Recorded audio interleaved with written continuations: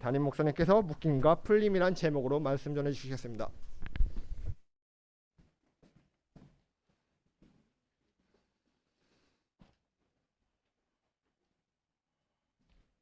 예, 앞뒤 좌우 인사하기 바랍니다. 잘 오셨습니다.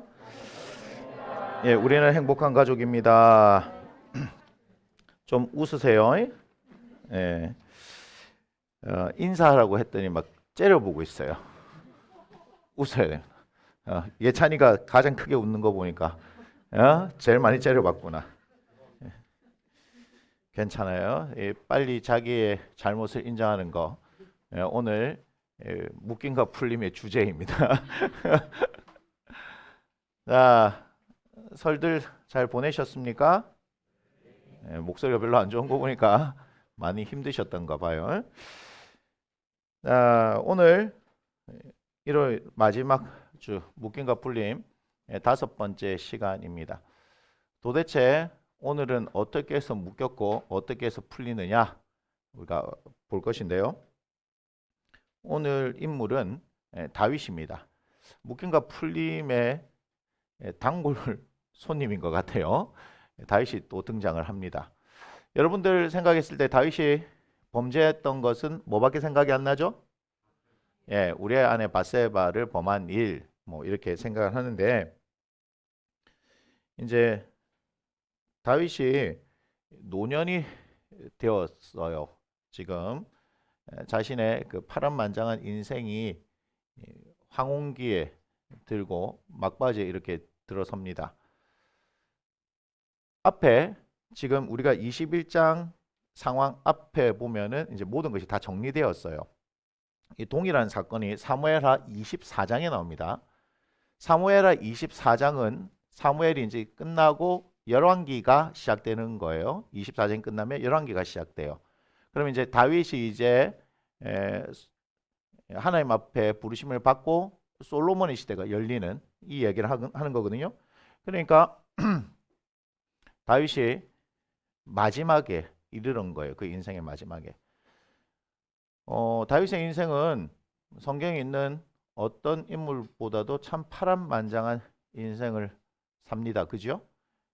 성경에 지분이 많으면 많을수록 고생을 많이 했다. 이렇게 볼 수 있잖아요. 창세기가 50장이 되어 있는데 주된 인물은 아브라함, 이삭, 야곱, 요셉인데 이 야곱이 절반의 지분을 차지한다. 제가 말씀드렸잖아요. 그만큼 고생을 많이 한 거예요. 간단하게 지나가시는 분도 있지요. 에녹이라는 분. 하나님과 동행하면서 300년 사시고 하나님께서 데려가셨다. 이렇게 되어 있습니다. 우리의 남아있는 인생들이 다음 세대에 어떻게 기록되어질지 모르겠지만 그냥 짧게 기록되어지는 게 좋은 것 같아요. 긴 거는 그만큼 내가 하나님 앞에서 말을 잘 안 들었다거나 고집을 피웠다거나 뭐 그런 것 같아요 보니까. 물론 하나님께서는 또 훈련을 시키고 하시는 그런 과정들을 통해서 우리에게 하나님을 이해시키는 것도 있겠지만 좀 그런 것 같다 하는 생각을 해봅니다. 아무튼 다윗은 파란만장한 인생을 살고 이제는 하나님의 부르심만을 남겨둔 그런 상황인데 문제가 이거예요. 여러분들은 전부 이걸 원하죠. 안정감이라는 겁니다. 안정감 또는 다른 말로 하면은 평안함 이렇게죠. 풍파가 없는 인생을 여러분 원하지 않습니까? 여러분 인생이 롤러코스터 타는 인생 같으면 좋겠습니까? 아니잖아요. 그래서 우리가 초년고생은 사서도 한다라고 하는 말은 뭐죠? 처음에 고생 실컷 하고 나중에 갈수록 우리의 인생이 참 편해졌으면 좋겠다라고 하는 거잖아요. 근데 이제 대한민국 이제 사회를 보니까 어제도 이 기사를 보는데 이제 폐지 줍는 노인에 대해서 이렇게 나오더라고요. 양극화라는 말이 우리나라의 아주 주된 화두 중에 하나라는 걸 여러분 아십니까? 지금 양극화가 그렇게 일어나고 있는데 청년들도 지금 양극화가 일어나고 있고 온 세대들 가운데서 지금 양극화의 문제들이 그렇게 일어나고 있습니다. 우리 지금 청년들 이렇게 얘기했지만 취업의 문제 이걸 얘기하죠. 그래서 이제 뭐 문송합니다라는 말이 있다는 거 알죠? 문과라서 죄송합니다 이런 말이 있잖아요. 그리고 이제 통합형 수능이 되고 난 뒤에는 문과 침공이라는 말이 있습니다. 이과 애들이 문과로 이렇게 갈아타는 거예요. 점수가 더 높게 나오니까. 뭐 그런 말들이 있는 거예요. 대한민국이 참 슬픈 것 중에 하나는 수능 만점자들이 있는데 그들이 전부 다 서울대 의대를 지원하고 있는 것이 슬픈 현실입니다. 왜 그래요? 그분들의 뭐 마음을 제가 다 아는 건 아니지만 그냥 우리가 알고 있는 그 선이 딱 맞을 겁니다. 의사가 돼서 평안하게 살고 싶은 것. 그래서 요즘은 여러분 압니까? 재수, 삼수가 아니고요. 칠수까지가 의치 한약수의 마지노선이란 걸요. 제 얘기가 아닙니다. 의치 한약수 이런 말이 있죠. 의대, 치대, 한의대, 약대, 수의대. 그래서 어떤 분이 위험한 말씀을 하셨어요. 위험한 말씀하셨어요. 서울대를 개나 소나 다 간다 이렇게 표현하셨어요. 학원 선생님이십니다. 사람들이 화들짝 놀랐어요. 놀란 이유가 뭐죠? 서울대 위에! 서울대 위에! 이렇게 얘기를 해서 모두들 깜짝 놀래키셨습니다. 그분은 서울대 출신이거든요. 수학 강사이십니다. 그런데 계산을 했나 봐요. 이 친구들이 몇 수까지 괜찮다? 7수까지 괜찮다. 뭐 이렇게 했는가 봐요. 날 28에 뭐 의대 들어가도 괜찮다 이렇게 얘기했어요. 왜요? 손익분기점이 나왔겠죠. 손익계산서가 나왔기 때문입니다. 여러분들은 관심이 잘 없지만 저는 이 아이들을 대학을 보내기 위해서 공부를 가르치다 보니까 좀 관심을 가져요. 패션 이과라는 거 아십니까? 여러분 참 모르는 말들을 제가 많이 하죠. 패션 이과. 여기 이제 상대적인 겁니다. 문과 출신 분들한테는 죄송하지만 저도 문과거든요. 그런데 이제 막 그런 논쟁이 있었어요. 문과로 수능을 치는 게 더 쉽다. 이과로 치는 것이 더 어렵다. 막 이렇게 했는데 통합되고 났더니 이제 문이과 사실은 계열은 없는 거거든요. 사실 통합 수능이기 때문에 그럼에도 불구하고 어때요? 이쪽 아이들이 이제 성적이 더 나은 것들이 실제적으로 나타나고 있다 이렇게 나오잖아요. 그러면 이제 패션 이과는 뭐죠? 에? 패션 이과. 패션 이과는 이과의 선택 과목이 물, 화, 생지가 있는데 문이만 이과인 거예요. 겉에만. 그래서 생명과학과 지구과학을 선택하는 애들은 패션 이과다. 물리화학은 어려우니까 피한다. 뭐 이런 얘기를 해요. 뭐 온갖 얘기들이 다 있습니다. 온갖 얘기들이. 저기 지금 되게 많이 웃고 있는 친구 어디 간다고 하는 친구인데 패션 이과거든요. 패션 이과라도 어디 갈 수 있습니다. 의대. 그냥 전국 1.3% 안에 들면 갈 수 있습니다. 서울대 공대 95% 96%는 갈 수 있거든요. 자, 그런데 뭘 얘기하는 거예요? 이 사회가 불안정하다는 거죠. 한 치 앞도 알 수 없다는 거죠. 그러니까 우리가 여기를 가면은 뭐 할 수 있어요? 안정적일 수 있다 이렇게 되잖아요. 많이 나와요. N수의 신 보면 44살에 의대 들어가신 분 카이스트 출신인데 삼성에 계시다가 미래가 불안해서 42살부터 3년 공부해서 의대 가신 분부터 시작해서 연세대 공대를 나와서 수학 강사하다가 30대에 미래가 불안해서 다시 공부해서 약대를 갔어요. 근데 그분들이 오해하지 마세요. 폄하하는 게 아니고 그렇게 공부하셔서 가신 데가 서울에 있는 의대를 간 게 아니고 저기 지방에 있는 의대를 가셨고요. 약대를 서울에 있는 약대를 가신 게 아니라 진주 아시죠? 예, 거기 경상대 약대를 가셨어요. 어디 분이요? 윗분이요. 밑으로 가는 거예요. 뭐 때문에요? 의치 한약수기 때문에. 고려대 법학과 85학번 분이 나오셨습니다. 고대 8학번 법대 분이 나오셨는데 이분이 한의대를 가셨어요. 제가 지금 뭘 얘기하는지 아시겠어요? 50대가 되어졌는데도 불안정한 거예요. 그러니 평생 해먹을 수 있는 게 뭘까 생각해 보다가 공부해서 어디를 선택했다고요? 한의대를 선택한 거예요. 이게 지금 현실을 지금 제가 얘기하는 겁니다. 없는 거를 제가 만들어내는 게 아니고.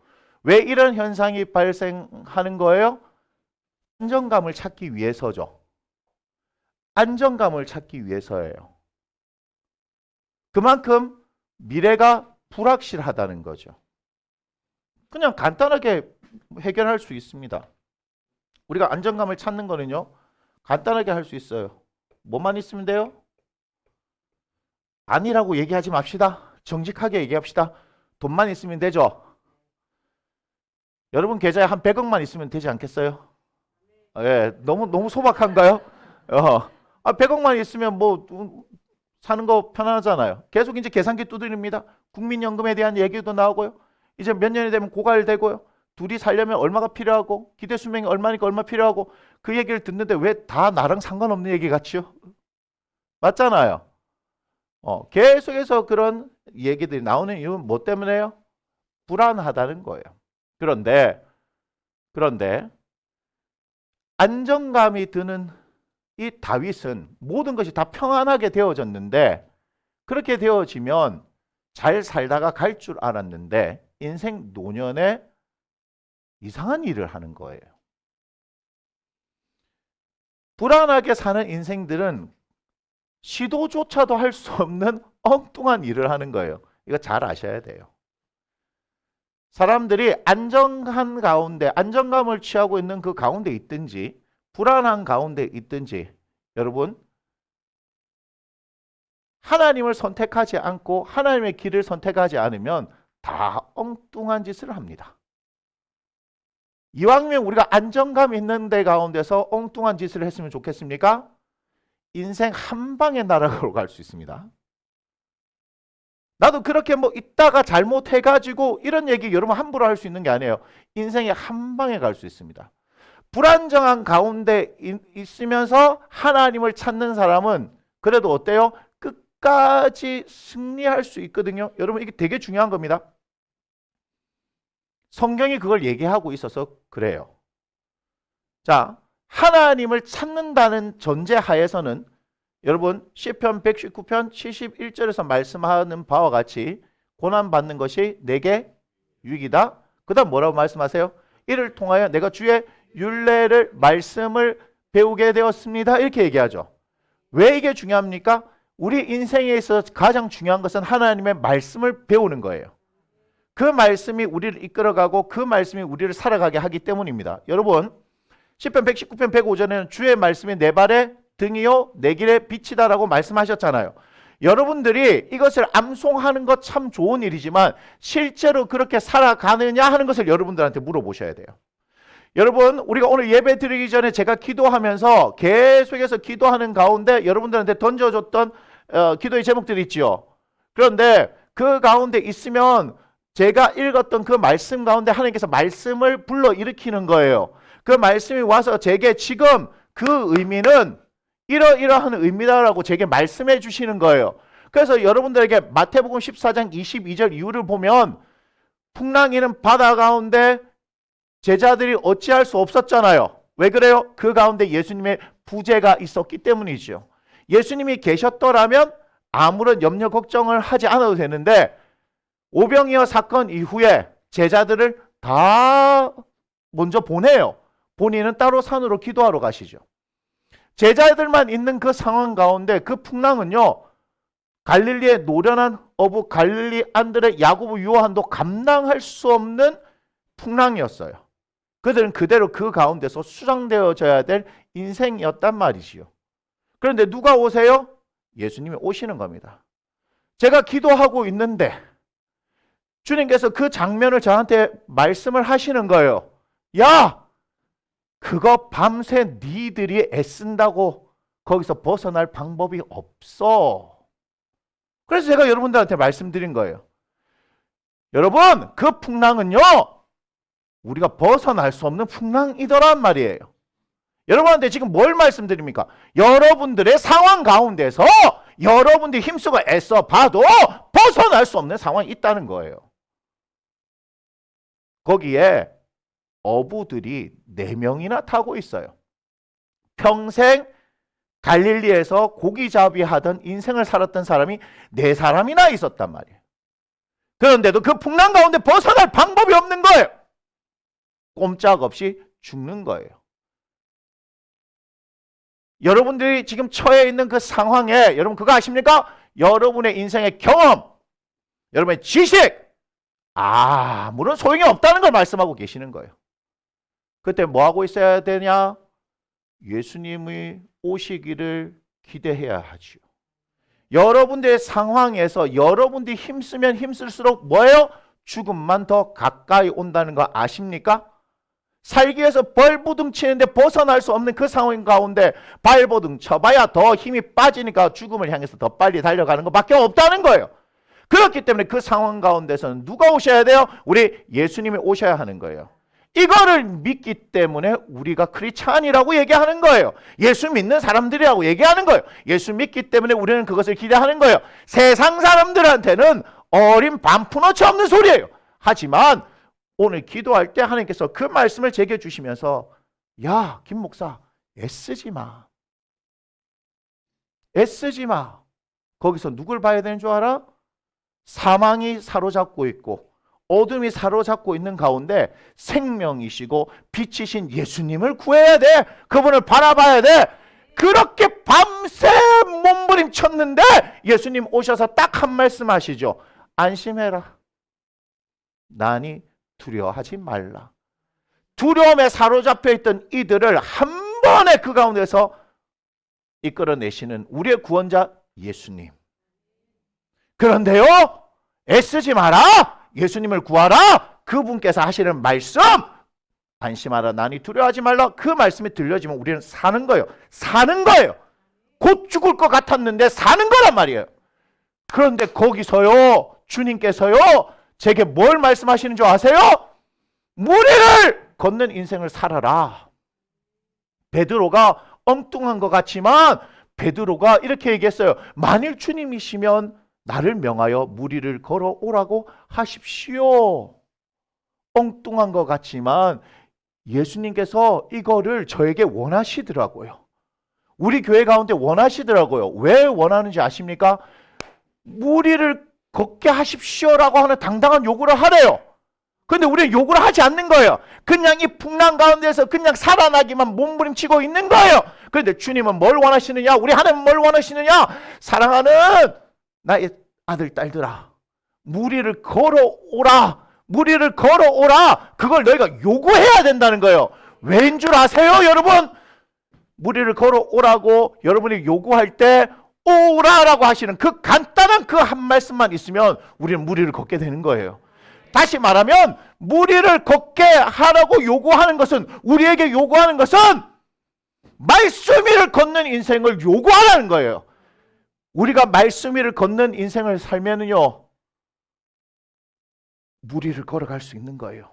이것은 불가능한 것을 이야기하는 겁니다. 성경은 불가능한 것을 우리에게 요구하라고 말씀하시는 거예요. 근데 왜 이게 필요한 줄 아세요? 오늘 아침 제가 새벽에 일찍 눈을 떴는데 갑자기 저에게, 어제 제 아내가 저에게 무슨 얘기를 했는데 그걸 그냥 피곤해서 잤는데 오늘 아침 새벽에 일찍 눈 떴는데 탁 누웠는데 갑자기 그게 확 오는 거예요. 뭐로요? 근심으로. 아무리 주판을 튀겨보고 계산을 해도 방법이 없어. 뭔지 궁금하시죠? 얘기 안 해줄 겁니다. 방법이 없는 거야. 거기다 더 엎어가지고 이 교회를 어떻게 옮기지? 이 교회는 어떻게 부흥하지? 그 생각이 갑자기 확 들어오기 시작하니까 저의 마음이 어지럽기 시작합니다. 그래서 뭐 했겠어요? 주님. 그런데 인간의 계산으로 주판을 두들겨 봤는데 계산이 안 나와요. 계산이 안 나와요. 우리 교회 부흥, 우리가 이전하는 거, 기타 제가 가지고 있던 거 계산이 안 나와요. 그러면 뭐 하겠어요? 기도하는 거예요. 내 힘으로 어쩔 수 없으니까 기도하는 거예요. 그런데요, 오늘 주님께서 제게 말씀하시는 거예요. 무리를 걷는 인생 살아! 무리를 걷는 인생 살아! 예? 그래. 어차피 예수 믿고 사는 거 주님께서 그렇게 말씀하셨으니 내가 책임지는 것이 아니고 주님께서 책임지실 거니 무리를 걷는 인생 살게 하나님 저를 이끌어 주십시오. 그래서 제가 아까 막 기도하는 거 들으셨습니까? 무리를 걷게 하십시오. 무리를 걷는 인생, 무리를 걷는 인생 그렇게 한 거예요. 여러분 갑자기 기도하면서 목사님이 자꾸 왜 무리를 걸으라 하지? 예? 예, 무거워서 제일 빨리 빠질 거면서 그러한 마음이 오는 거예요. 맞다, 내가 고민하는 것이 아니다. 하나님께서 무리를 걷는 인생을 요구하셨으면 무리를 걷는 인생 살아야 되겠다. 내가 무리를 걷는 인생 살아야 우리 성도들이 그걸 보고 무리를 함께 걷지 않겠냐. 그래야 나무 심는 교회가 무리를 걷지 않겠냐는 거예요. 지금 하나님께서 그 일을 우리에게 하기를 원하시는 거예요. 모두가 안 된다고 하고 모두가 어렵다고 해요. 그것이 현실입니다. 근데 그 현실을 우리가 그대로 맞닥뜨려 놓고 그냥 가만히 앉아있으면 뭐가 해결이 됩니까? 그래요. 그거란 말이에요. 이해가 되세요? 지금 그 현실 가운데 우리가 벗어날 수 없는 그 수치와 통계 가운데서 어떻게 살고 있어요? 몸부림 치는 거잖아요. 몸부림. 근데 우리가 몸부림 친다고 되냐 이 말이에요. 안 된다 이 말이에요. 누가 오셔야 돼요? 예수님. 누가 말씀하셔야 돼요? 예수님. 그리고 더 나아가서 주님께서 뭐라 말씀하냐? 베드로 밭이 그가 뭘 요구했어? 그 가운데서 무리를 걸어가게 해주십시오라고 요구하지 않았냐? 김 목사, 너도 무리를 걷는 인생 살아. 근데 여기에 포인트가 있습니다. 무리를 걷는 인생을 왜 살라 했는지 아십니까? 무리를 걸을 때는 누구만 봐야 돼요? 예수님만 봐야 돼요. 베드로가 무리를 걷다가 빠진 이유가 뭐죠? 예, 바람을 보고 주변의 상황과 환경을 본 거예요. 다시 말하면 제게 무리를 걷는 인생을 요구하라는 말씀은 모든 상황과 환경에 상관없이 누구만 봐라. 예수님만 보라. 예수님만 보라. 예수님만 보라. 그럼 빠져요, 안 빠져요? 안 빠져요. 아, 내게 요구하는 인생. 왜 무리로 걷는 인생을 요구했느냐? 봤더니 너는 지금부터 누구만 봐라. 예수님만 봐라. 그걸 제게 말씀하시는 거예요. 우리에게 말씀하신 건 뭘 얘기하신다고요? 예수님만 봐라. 상황이 아니다. 환경이 아니다. 사망이 지금 덮고 있었잖아요. 어둠이 그를 덮고 있었잖아요. 근데 그 가운데 생명이신 예수님이 오셨어요. 빛이신 예수님이 오셨어요. 왜 주변을 둘러봅니까? 그럼요, 우리는 반드시 다시 사망에, 다시 어둠에 사로잡혀 버릴 수밖에 없다는 거예요. 아하! 지금 우리에게 무리를 걷는 인생을 살라고 하시는 것은 오직 생명이신, 오직 빛이신 예수님만 딱 보고 걸어가라 이 말이에요. 주변의 상황과 환경은 상관이 없다는 거예요. 얼마나 신이 났게요? 기도하는데 얼마나 신이 났게요? 이거를 막 여러분들한테 얘기하면서 우리 그래 해야 됩니다 하려고 하는데 막 바빠. 나도 기도해야 되고. 그런데 그 가운데 계속 그렇게 기도하면요, 주님께서 그런 뭘 주시는 거예요? 깨달음을 계속 주시는 거예요. 아, 이게 이런 의미군요. 오늘 저에게 무리를 걸으라 하시는 게 이런 의미군요. 예수님만 보고 가라는 의미군요. 교회 부흥, 교회 이전, 기타 다른 문제 맞습니다. 주님만 바라보고 걸어갈 때 하나님께서 행하시는 소위 말하는 기적이 일어나야 할 거 아닙니까? 제가 무리를 걸어야 될 거 아니겠습니까? 그래 여러분들 믿고 따라서 무리를 걸어오지 않겠습니까? 무리를 걸어보자. 요구해보자. 주님께서 말씀하셨으니 무리를 걷는 인생 하면서 살아보자. 제가 생각해도요, 이런 얘기하면요, 우리는 어떻게 할 수 없어요. 예수 믿는 그 순간부터 세상 사람들이 우리를요 이 취급해요. 그럴 때 미쳤을 때 어떻게 미쳐야 돼요? 완전히 미쳐야 됩니다. 제대로 미쳐야 됩니다. 적당히 미치면 힘듭니다. 지정신 들었다가 정신이 나갔다가 지정신 들었다가 나갔다 하면 힘들거든요. 미치려면 어떻게 해야 된다고요? 완전히 미쳐야 돼요. 근데 미치는 것이 아니고 우리는 살 길이 열리는 거예요. 살 길이 열리는 거예요. 이거 왜 적어놨습니까? 이거 왜 적어놨습니까? 없으면 호전해서 적어놓는 겁니까? 딴 교회도 이렇게 적어놓으니까 우리도 적어놓는 겁니까? 아니요. 교회 올 때마다 올해 이 말씀 보고 하나님께서 새 일을 행하실 걸 한번 기대하는 거예요. 할렐루야! 할렐루야! 그래서 우리의 상황이 불안정하더라도요, 우리는 어떻게 할 수 있어요? 주님 보고 갈 수 있는데, 여러분 안정감이 든 사람은요 그런 요구하지 않습니다. 인양반들은 그렇게 배 타고 갈 일이 없습니다. 자가용 비행기 타고 그냥 갔다가 오시면 됩니다. 없으니까 12이서 막 계속 배 젓고 막 야 물 퍼내라 이렇게 4명은 막 하고 있는데 뭐 모르니까 뭐 세리마트가 언제 뭐 배 타봤겠어요. 그죠? 맞습니까? 물 푸고 있는 거예요. 시키는 대로 하는 거지. 뭐. 해봤겠냐? 도마가 뭐 해봤겠어요? 야, 이거 우리 다 죽는다. 우리 다 죽는다. 이래 안 했겠습니까? 이거 끝났다. 주님 우리 버렸다. 이런 줄 알고 우리 그냥 보낸 거 아이가? 지 혼자만 살라고. 도마 형님한테는 죄송하지만 그냥 그렇게 얘기 한번 해보는 겁니다. 안정감이 있는 사람들은요 이런 요구하지 못해요. 여러분 그거 아세요? 여러분들이 차라리 지금 치열하게 제가 얘기하죠. 이 반지하 때 이 영성이 우리를 이끌어 갈 거라고요. 편하다고 행복한 것이 아니되 불편하다고 우리가 불행한 게 아니다 이 말이에요. 우리는 그러한 정신이 있어야 되는 거예요.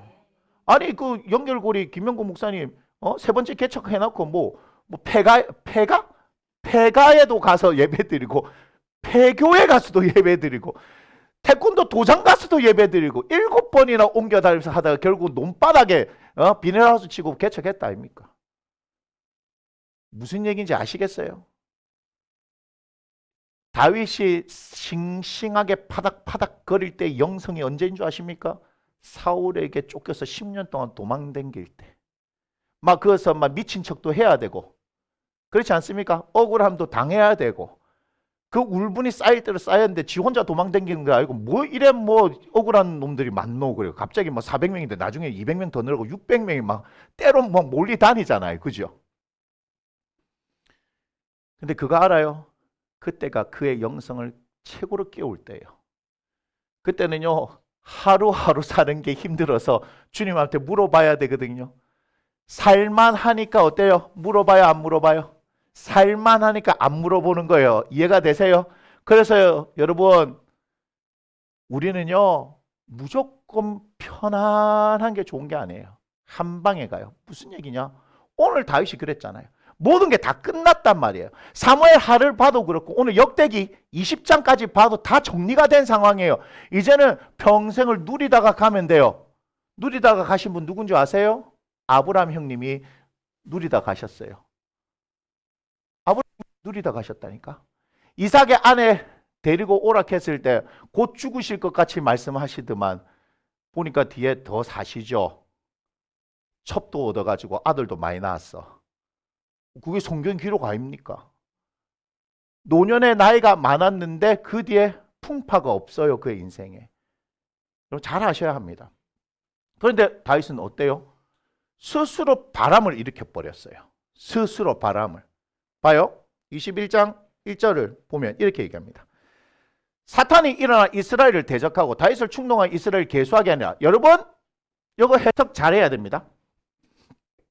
뭐라고 했습니까? 사탄이 일어나 이렇게 얘기했습니다. 이스라엘 대적했다고요? 그런데 사무엘 하 24장 보겠습니다. 1절 뭐라고 말씀하냐? 여호와께서 다시 이스라엘 향하여 진노하사 그들을 치시려고 그 다음 뭐 했어요? 다윗을 격동시키사. 그러면 지금 하나님께서 하신 것처럼 사무엘은 하나님께서 하신 것처럼 보이죠? 근데 그게 아니에요. 저거 잘 보세요. 다윗을 격동시키사 이렇게 했죠. 하나님께서 하신 게 아니고요. 어때요? 누가 했다고요? 사탄이 한 거예요. 자, 사탄이 했다는 말을 해석을 잘해야 됩니다. 뭐죠? 뭐로 들어와요? 그렇지요. 뭘로 들어온 거예요? 생각으로 들어온 거예요. 어떻게 합니까? 가룟 유다에게도 예수님 팔 생각을 준 거죠. 그의 속에 들어갔다 이렇게 표현하죠.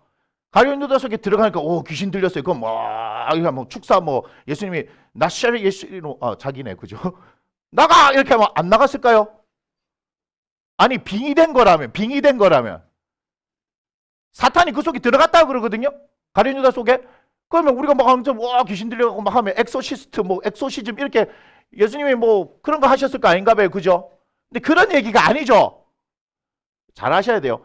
사탄은 뭘 사로잡아요? 생각. 그래서 제가 맨날 얘기하지 않습니까? 잠언 4장 23절 뭐랍니까? 무릇 지킬 만한 것 중에 네 마음을 지키라. 생명이 근원이 이에서 남이라. 사탄은요 우리한테 막 들어가 와가지고 막 귀신 들리고 하고 막 눈깔 뒤집히고 막 거품 물고 이런 거 하려고 하는 게 아니고요. 뭘 사로잡아요? 생각. 맞아요. 마음을 사로잡는 거예요. 그래서 제가 여러분 우리가 예배 드리는 이 기도할 때 여러분의 생각이 뭐에 사로잡혀 있습니까? 마음이 뭐에 사로잡혀 있습니까? 우리의 생각과 마음은 오직 예수 그리스도에게 사로잡혀야 이 예배가 드려질 것인데 맞나요? 그런데 다 와서 앉았는데 이게 걱정이고 저게 염려오면 생각이 사로잡혀 있고 마음이 눌려 있으면 이 예배가 드려지겠습니까? 하나님께서 복 주시려고 기다리는데 맞나요? 우리가 어제 예배 워크숍 할 때 배웠던 게 뭐냐면요. 하나님께서는요. 우리의 마음을 원하시는 분 아닙니까? 우리의 중심을 원하시는 분 아닙니까? 우리의 진심을 원하시는 분이다 이 말이에요. 맞나요? 그런데 생각이 사로잡혀 있고 마음이 사로잡혀 있는데 어떻게 중심을 드릴 수 있습니까? 맞아요 안 맞아요? 맞잖아요. 여러분 그게 무슨 말인지 아시죠? 극심한 고민, 내일 당장 해결해야 돼요. 오늘 당장 해결될 문제가 있으면 요 몸은 왔는데 어떻게 해요? 생각 그거 가 있잖아요. 이게 하나님 앞에서 어때요? 은혜를 받을 수 없게 만들고 있는 거다 이 말이에요. 여러분 생각이 그만큼 중요한 거예요. 생각이. 그래서 창세기에 볼 때 하와가 꼬드김을 당했던 게 뭐냐면 그냥 맨날 보고 지날 때 아무 생각이 없었다니까. 근데 사탄이 와가지고 저 봐봐라 뭐 별거 있나? 있지. 그러면서 이제 말하기 시작하잖아요. 꼬드기 시작하잖아요.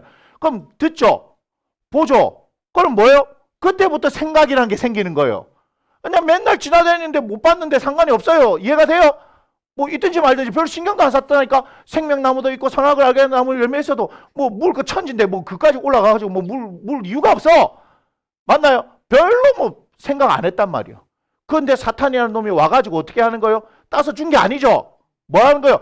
나로 하여금 스스로 죄짓게 만들어요. 사탄은 그렇단 말이에요. 그래서 시험하는 자라고 얘기하죠. 예수님 시험하잖아요. 마태복음의 4장에 보니까 시험하잖아요. 시험해요. 시험한다고요. 자꾸 꼬운다고요. 40일 배고파갖고 계신 예수님한테 야, 떡 만들어 먹어 이렇게 얘기하는 거예요. 먹으면 큰일 납니다. 40일 금식하고 떡 먹고 하면 바로 죽습니다. 배고픔의 문제가 아니에요. 이거 웃자고 하는 얘기지만 그렇게 하잖아요. 그렇게 시험해요. 그런데 예수님께서 말씀해 주시죠. 첫사람 아담은 실패했어요. 뭐 때문에 실패했어요? 하나님의 말씀을 지키지 못했어요. 그죠? 그런데 우리 두 번째 아담을 오신 예수님은요. 그 시험을 당당하게 받으셨어요.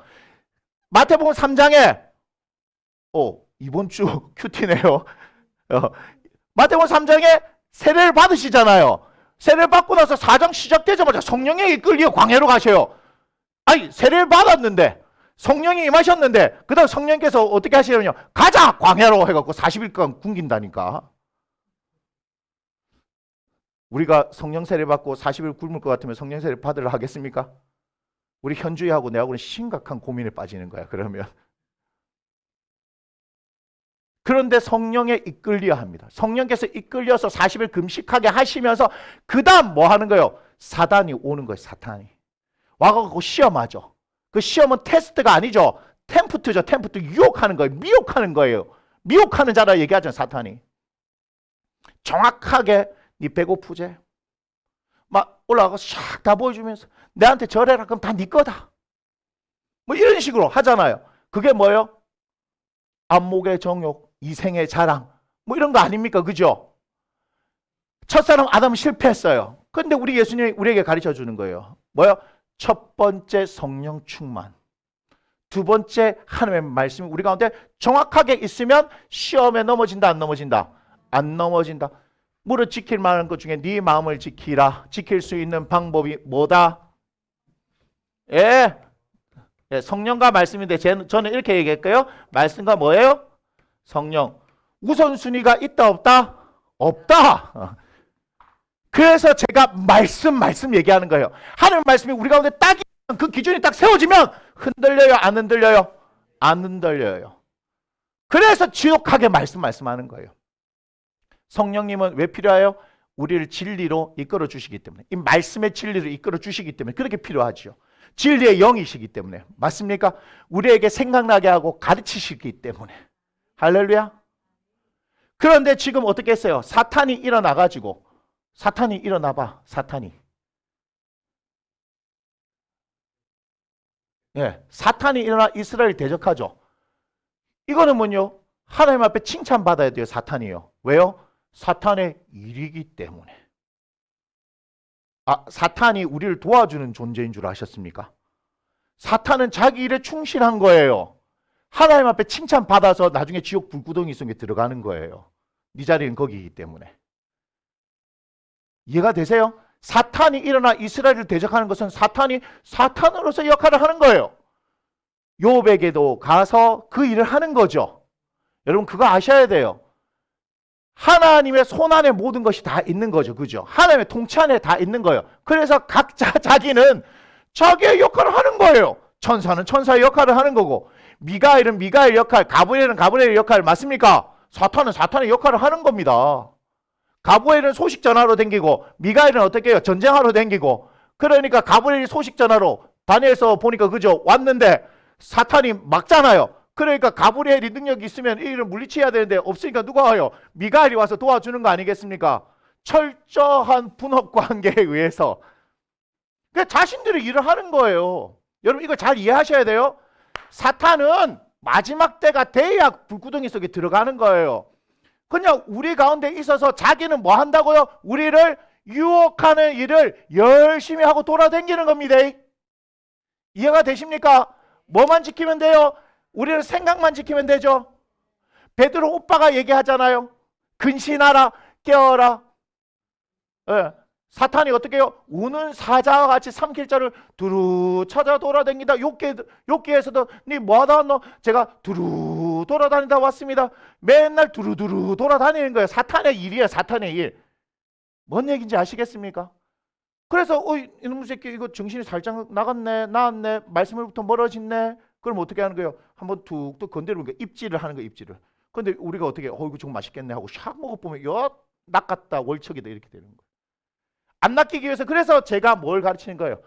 말씀을 가르치는 거예요. 그리고 성령님을 구하는 거예요. 이 말씀이 무엇입니까? 이 말씀으로 가르쳐 주십시오라고 하는 거죠. 사탄은 뭐 한다? 사탄의 일을 한다. 그런데 안 낚이면 됐는데 어떻게 됐어요? 다윗을 충동하여 다윗이 낚였죠. 거기 그랬으면 됩니다. 다윗이 낚였다. 그럼 이게 왜 그렇게 낚였어요? 안정감 때문에 낚인 거예요. 맨날 살길 찾아갖고 바닥바닥 돌아다닐 때는 어떻게 해요? 가드 땅에 가가지고 아비멜렉 앞에서 어떻게 해야 돼요? 살기 위해서는 막 침 질질 흘리면서 막 그래서 미친놈 소리 들어야 할 거 아닙니까? 맞지요? 근데 지금은 누가 자기를 건드려? 아무도 못 건드려. 그렇지 않나요? 그러니까 사탄이요. 여러분 어떤 때 역사하는 줄 아십니까? 여러분들이 평안하다 할 때. 그래서 우리는 영적 긴장감을 늦추면 안 됩니다. 이해가 되셔요? 그래서 근신하라 깨어라 이게 중요한 얘기입니다. 근신하라 깨어라가 준비태세 이렇게 있는 게 아니에요. 우리는 뭐 하고 있어요? 말씀을 통해서 매일매일을 살잖아요. 맞습니까? 예, 말씀을 통해서 매일매일 사는 거예요. 그게 제일 중요한 거예요. 하나님의 인도하심을 따라 사는 거예요. 말씀을 인정함을 따라 사는 거예요. 할렐루야. 그러면 자빠질 일이 있어요? 없어요? 없어요. 그러면 여러분들 그 안정감 가운데 이해가 되십니까? 그 안정감 가운데 말씀을 항상 앞세워서 살면은 어떻게 되겠습니까? 넘어질 일이 있어요, 없어요? 없는 거예요. 그런데 우리는 안정감이 딱 오면 뭐 하는 거니까 기도도 내빼리고 말씀도 내빼리고 예배부터 태도가 바뀌어지기 시작하는 게 살 길이 열리면 인간이 그렇다 이 말이에요. 그래서 우리는 그렇게 의리 없는 짓 하지 말자. 더 우리 인생이 잘 되고 노년이 더 풍성해지려고 하면 어떻게 하자? 더 하나님의 말씀 앞에 집중하자. 예배하는 것에 집중하자. 그럴 때 하나님께서 우리의 인생을 어떻게 열어가고 역전시키느냐? 그래 해야 하나님께서 네 무리로 걸어라 이 얘기를 들을 거 아니겠습니까?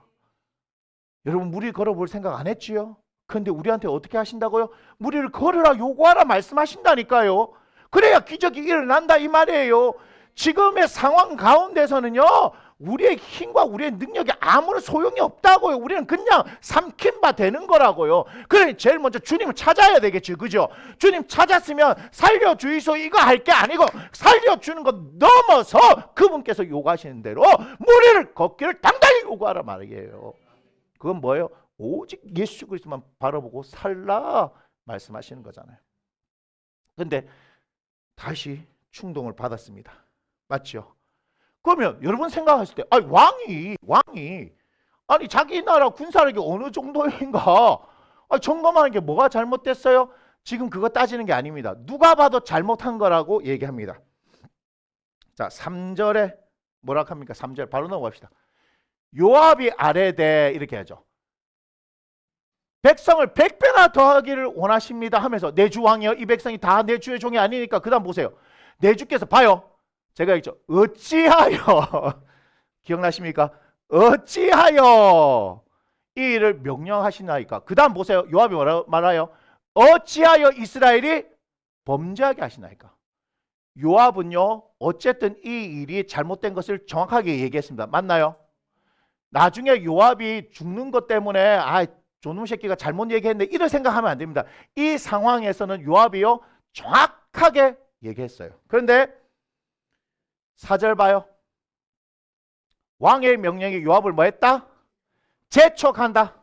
생각에 사로잡혀서 안 깨진다. 누구 말 들으면? 사람 말 들으면 안 깨진다 이 말이에요. 생각에 사로잡혀서 여러분들이 아무리 옆편 남편 내 말 좀 들어봐 내 말 좀 들어봐. 생각에 사로잡힌 사람은요 백날 얘기해도 듣는다 안 듣는다? 봐라니까요. 제 말 봐봐요. 성경이 얘기하잖아요. 다윗이 지금 뭐에 지금 묶였는지 아시겠죠? 아니 묶인가 풀리니까 묶는 걸 봐야 될 거 아닙니까? 묶는 걸 봐야지. 그런데 누가 풀락해요? 요압이요. 예? 뭡니까? 충언을 하는 거죠. 뭐예요? 시언을 하는 거죠. 고언을 하는 거 아닙니까? 그죠? 바른 말을 막 하고 있는 거 아닙니까? 그죠? 여러분 사로잡힐 뿐면요 안 들린다니까요. 누가 제일 잘하는 줄 아십니까? 제가요. 제 아내가 하지 말라 했는데 막 이거 안 하면 후회될 것 같아서 내가 한다 해갖고 20년을 고생했다 아닙니까? 그때 한마디만 들었으면 20년을 고생 안 하는데 키토산이 뭔지 아세요? 여러분? 아직도 있습니다. 저희 집에. 깜짝 놀라요. 그러면서 제 아내가 웃으면서 양치를 하는데 한 번씩 쓰면 좋다 이렇게. 잘 쓰고 있어요. 20년이 지났는데도 여전히 소금은 유효합니다. 뭔지 궁금하신 분들은 사택에 오면 한 번씩 이 닦을 수 있는 기회를 주도록 하겠습니다. 깔끔합니다. 성능은 너무너무 좋아요. 막 키토산 들어가는 소금으로 닦았는데 치석이 떨어졌대요. 제 얘기가 아니에요. 지하에 창고를 회사로 삼아 썼는데 그 앞에 있는 주차장 아저씨한테 줬더니 담배를 많이 피는데 깜짝 놀랄 때 이를 닦는데 갑자기 시커멓게 떨어지고 내 이빨이 빠진 줄 알았다 했더니 치석이 떨어지가지고 정말 좋다. 하지만 망했다. 제 아내는 절대로 하지 말라 그랬습니다. 그런데 어떻게 될게요? 아이고, 그래서 제가 딴 사람들 하는 얘기라서 하는 게 아니고 남자들은 두 여자의 말만 잘 들으면 된다. 맞지요? 마누라 말과 내비게이션. 꼭 남자들은 이게 있어요. 내비게이션 이렇게 말 들으면 되는데 안 켜고 가고 내 안다 이러고 가다가 잠깐만 살짝 헷갈리거든. 그러면 빨리 이제 켜갖고 어딘지 알아봐야 되는데 고집 부리다가 갑자기 잘못 가고 혼자 성질 막 내고 그 옆에서 마누라가 뭐라 하면 막 시끄럽다 캐사코. 누구 얘기입니까? 제 얘기입니다. 지독하게 말 안 들었어요. 지독하게. 그건 아내의 말이라서가 아니고요. 그죠? 맞잖아요. 하나님께 기도하고 해야 되는데 제가 기도를 했을까요? 안 했을까요? 놀랍게도 기도하지 않았습니다. 지금 김정희 집사님 너무 놀라셨는데 이 일에 대해서 저는 기도하지 않고 무조건 질렀습니다. 그 이유가 있어요. 지금 스토리를 다 얘기해 줄 수는 없습니다. 보이시죠? 생각에 사로잡히면, 자기 생각에 사로잡히면 누가 얘기해도 안 듣는 거야. 묶여지면 어떻게 돼요? 망하게 되는 거예요. 제가요 고생을 얘기했잖아요. 20년 고생했다니까. 20년 풀리는데 20년 걸렸어요. 20년. 여러분 20년이 우습습니까? 하오나 네 아직까지 20년 안 살았어. 저 20살 됐다고 좋아하더라고요. 근데 많이 아니잖아요. 많이. 여러분 진짜 인생이요 그렇게 한번 묶여가지고 20년 가는데요 정신을 못 차립니다. 여러분. 그래서 제가 한 번씩 뒤돌아보면 하나님이 아니고서는 여기 도대체 올 수가 없었다는 얘기를 제가 그냥 하는 얘기가 아니에요. 그래서 여기까지 이끌어 주신 하나님을 내가 어떻게 배신하겠느냐 이 말이죠. 뭐가 앞에서 원하는 대로 되고 안 되고 이런 거 아시겠습니까? 그런 상황이 일어나더라도 우리 막달라 마리아 누님처럼 의리 아닙니까? 의리. 아니 목사 가오가 있지. 목사가 예수님을 저버리고 의리를 저버리면 누가 예수님 앞에 의리를 지킬 수 있겠습니까? 이거는 의리의 문제예요. 의리의 문제. 죄송해요. 지역 감정을 조장하는 건 아니지만 경상도 아닙니까? 막 부산 가면 남자 아이가 이러면 막 그냥 남자 맞거든요. 근데 그걸 잘 사용해야 돼요. 잘못 사용하면 망합니다. 그런데 한번 의리 지키려면 끝까지 지켜야 될 거 아닙니까? 이 조직에 발을 들였으면 끝까지 들여야 되지. 제가 아까 처음에 얘기했지요. 한 발 들이고 이게 들이면 가랭이 찢어집니다. 그러니까 담글려면 확실히 담가버려야 돼. 그리고 두 발을 담갔으면 어떻게 해야 돼요? 머리까지 채워지도록 담가버려야 돼. 이 조직에서 영원히 수장될 각오를 하시고. 그게 뭐예요? 세례 아닙니까? 참 잘 갖다 붙이죠. 막 그냥 요단강에 한 번만 빠지면 되는데 막 주영이 진이 막 세 번 성부와 팍 성자와 팍 성령의 이름으로 팍 김명구 목사님이 같이 하는데 당황했답니까? 성부와 성자 성령의 이름으로 한 번만 담갔다가 일나야 되는데 성부와 팍 성자와 팍 성령의 이름으로 팍 그래도 주영이 물 먹고 그 똥물을 묻고 진이 그 똥물을 먹고 시커멓거든요. 요단강 맑은 물 아닙니다. 깜짝 놀라실걸요. 요단강 건너 어떻게 저리 빨리 건너노 이렇게 하면 됩니다. 폭이 좁습니다. 요단강 폭이 좁습니다. 세례터가 여러분 생각하는 것처럼 막 이런 데 아닙니다. 엄청 좁습니다. 가운데 줄 쳐놨습니다. 넘어가면 다른 나라입니다. 걸어서 건너갈 수 있습니다. 그래도 좋다고 막 우통 까고 막 요단강 똥물을 묻고 막 여러분 요단강은요 원래 그런 물입니다. 제가 말씀드렸죠. 예수님께서 세상 죄를 지기 위해서 세례 받으신 거.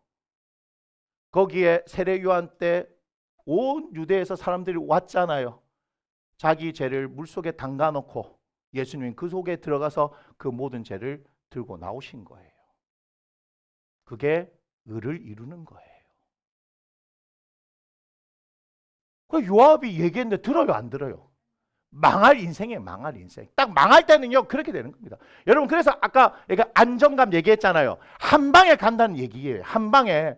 진짜 안 될 때는요 안 될 사람들이 붙는데 옆에는 다 알아요. 옆에는 다 안다니까요. 그런데 본인만 알아요 몰라요? 몰라요. 그래서 정치하는 분들도 한 방에 가고 그죠? 사업하는 분도 한 방에 가고 인생이 한 방에 가는 이유는 뭐죠? 눈 가리고 귀 가리 버린다 아닙니까? 옆에는 다 알아요. 근데 간신들이 모이면요 얘들 세상이라. 지금 그렇게 됐습니다.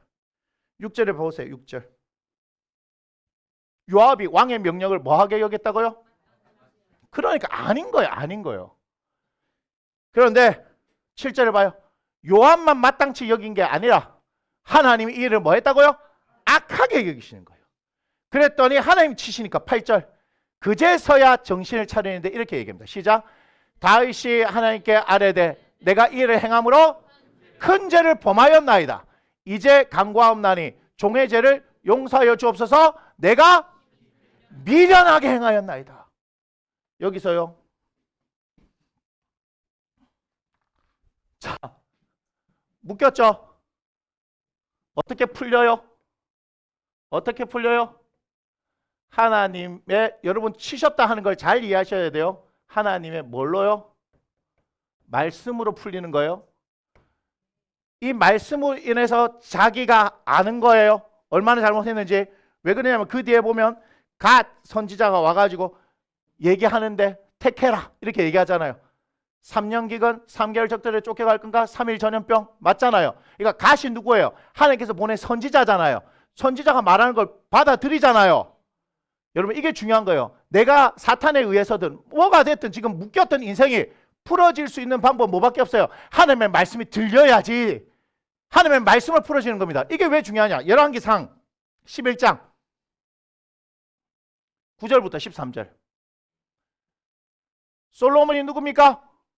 다윗의 아들이죠. 근데 봐요.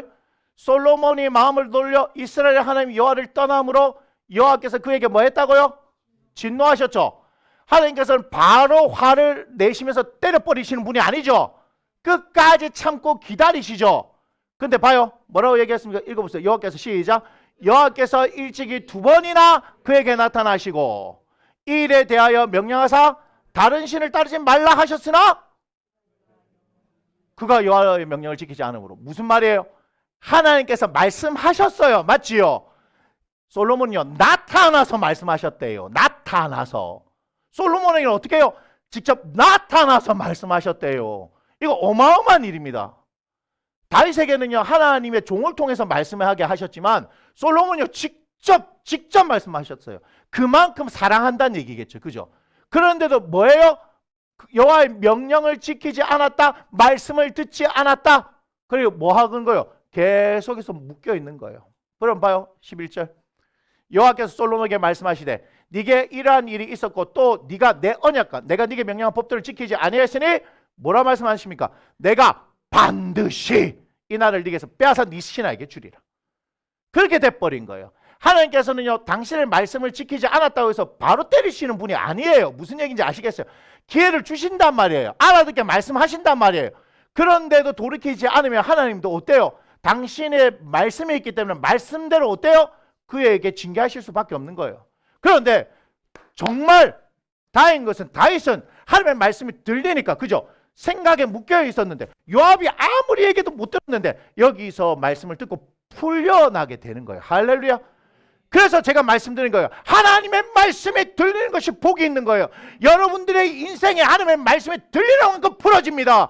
여러분이 어떻게 묶여있든지 간에 어떤 생각이 사로잡혀 있든지 간에 하나님의 말씀이 들려지면 그 말씀으로 풀어지는 거예요. 할렐루야.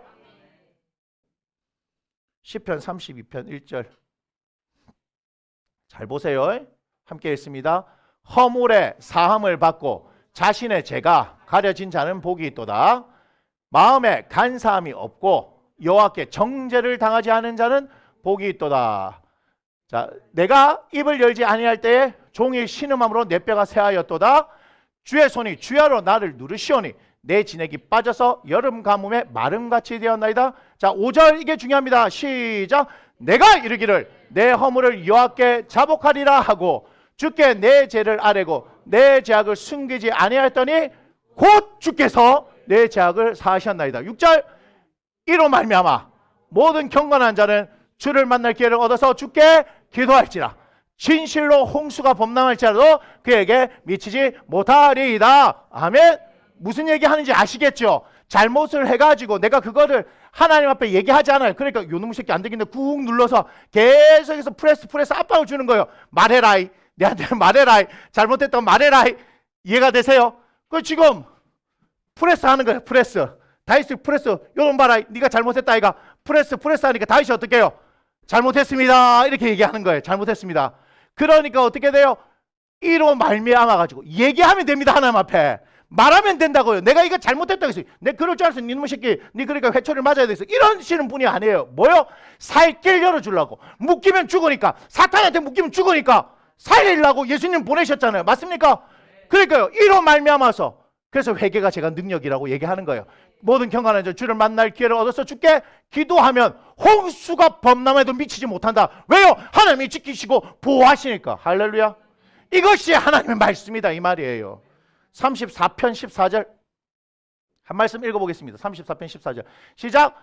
여호와는 마음이 상한 자를 가까이 하시고 중심으로 통해하는 자를 구원하시는도다. 아멘. 그러니까 중심으로 통해해야 돼요. 누가 했을까요? 다윗이 했다 이 말이에요. 다윗이 했다. 역대상 21장 18절을 한번 찾아주세요. 역대상 21장 18절. 자, 함께 읽습니다. 시작. 여호와의 천사가 갓에게 명령하여 다윗에게 이르시기를 다윗은 올라가서 여부스 사람 오르난의 타작마당에서 여호와를 위하여 제단을 쌓으라 하신지라. 맞습니까? 하나님 앞에 제단 쌓으라. 하나님과의 관계를 다시금 회복하자. 맞나요? 하나님하고 관계를 다시금 회복하자는 거예요. 그런데 우리가 34편 18절 다시 보여주세요. 자, 뭐라 얘기합니까? 여호와는 마음이 상한 자를 가까이 하시고 중심으로 통해하는 자를 구원하시는도다. 할렐루야. 할렐루야. 자, 그러면 시편 51편 한번 찾아주세요. 51편 17절 시작. 하나님께서 구하시는 제사는 상한 심령이라. 하나님이여 상하고 통회하는 마음을 주께서 멸시하지 아니하시리이다. 아멘. 다시 역대상 우리가 어디에요? 21장 18절로 다시 와보세요. 자, 제단을 쌓으라 이렇게 얘기했죠. 그러니까 하나님께서 뭘 원하시는 거예요? 네 임마 울어라 내 앞에서. 통회하라 이 말이에요. 네 상한 마음을 나한테 드리라 이 말이죠. 그럼 하나님께서 뭐 하시겠다고요? 역사하시겠다. 할렐루야. 할렐루야. 근데 그렇게 했어요. 오늘 22장 1절을 보겠습니다. 역대상 22장 1절.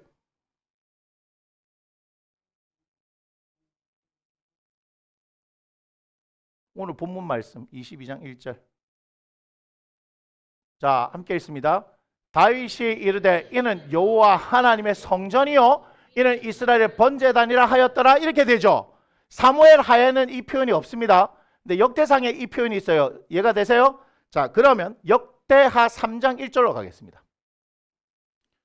함께 읽습니다. 시작. 솔로몬이 예루살렘 모리아 산에 여호와의 전 건축하기를 시작하니 그곳은 전에 여호와께서 그의 아버지 다윗에게 나타나신 곳이요 여부스 사람 오르난의 타작마당에 다윗이 정한 곳이라.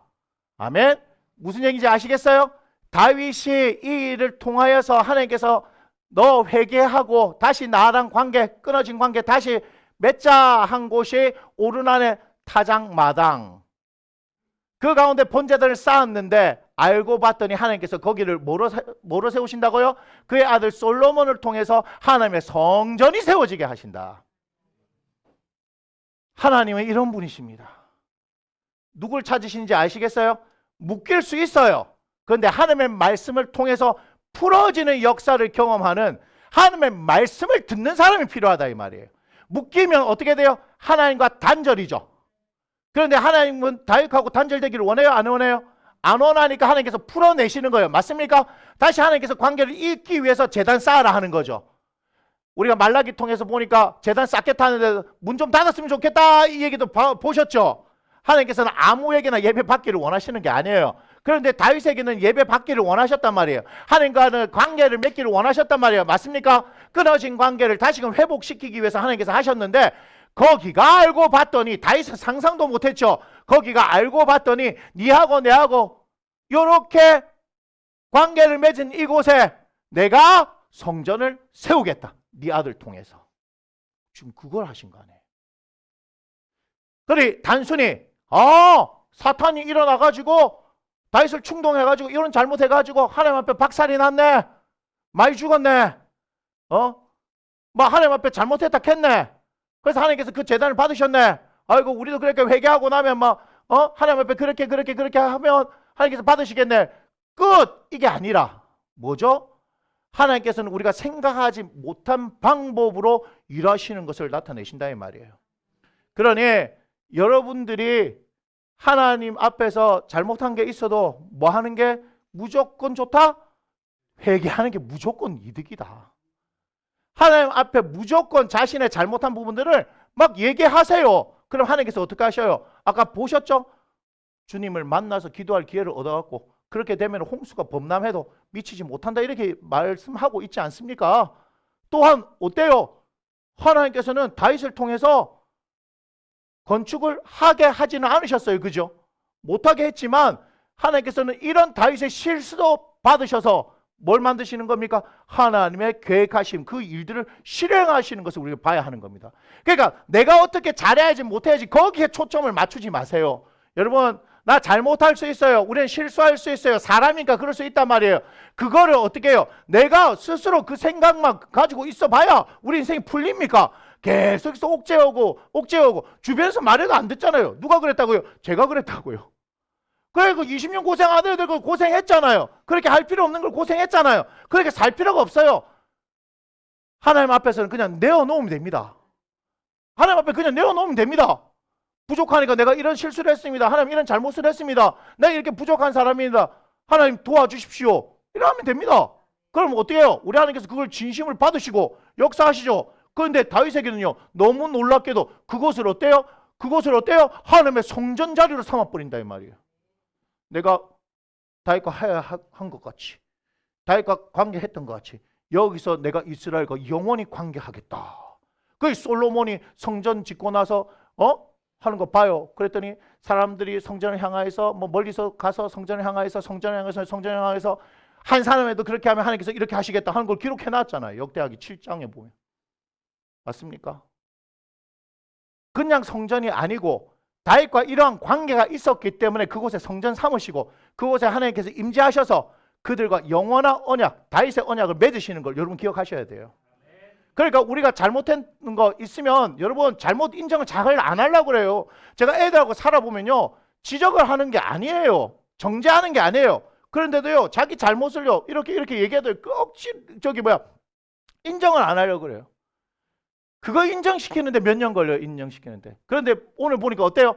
빨리 하나님 앞에 돌아오면 그만큼 빨리 하나님께서 역사하시죠. 고생할 필요 있어요 없어요?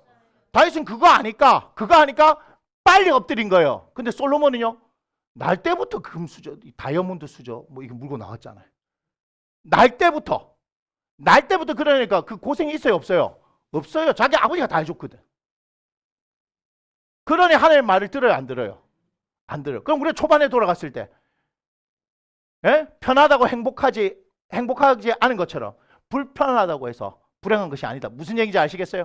우리 여기서 영성을 막 쌓아놔야 그죠? 어떤 상황과 환경 가운데 추위와 더위를 무릅쓰고 막 그렇게 여기서 우리가 몸부림쳤을 때에 하나님께서 우리를 쓰실 수 있다는 거예요. 무조건 편하고 좋은 것이 환경이 좋은 게 아니에요. 요즘 이 아이들 바라보면서 그 생각해요. 더 고생시켜도 돼요. 더 고생시켜도. 근데 우리가 너무 막 고이고이 막 키워나니까 밖에 나가면 막 백전백팽기라. 세상이 얼마나 살벌한데 말이에요. 그렇게 키우면 안 돼요. 냉정하게 내가 아비의 마음으로서 자녀들을 바라보면서 안타까운 마음이 있지만 이들이 살아갈 인생을 위해서는 어떻게 해요? 우리가 냉정하게 키워야 된단 말이에요. 그게 하나님의 교육 방식 아닙니까? 다윗을 사랑하지 않았어요? 너무너무 사랑했어요. 그런데 사울이 실패한 걸 보고 너무 하나님 마음이 아팠잖아요. 그러니까 다윗은 그렇게 실수시키지 않아야지 그렇게 키우시는 거예요.